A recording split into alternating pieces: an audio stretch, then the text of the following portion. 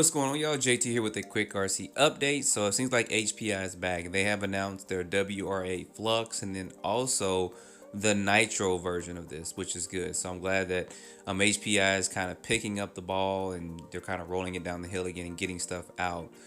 So you guys may have had this in the past and stuff, and there's no release date on this. If you guys know that, put that in the comments below. And I also don't know the price range, but it's probably going to be between $489, a little bit over $500, knowing how they price their cars. But they've done always a good job on detail of their bodies. You guys can see that there, and the body's going to look the same for the electric version and then also the Nitro version, so you guys can see some of the images that are coming up here for this, which it looks pretty good. I mean, I'm not 100% sure if I'll be pulling the trigger on this, but I know a lot of you guys are on-road guys and you like stuff like this too, so we'll see. And I may get the Nitro version just to actually start getting back into Nitro and stuff. But that's a look at the Nitro chassis, and it's pretty compact in there, but I remember some of these in the past. My first Nitro was a Nitro RS4, so I'm no stranger to Nitro, but that was a long time ago.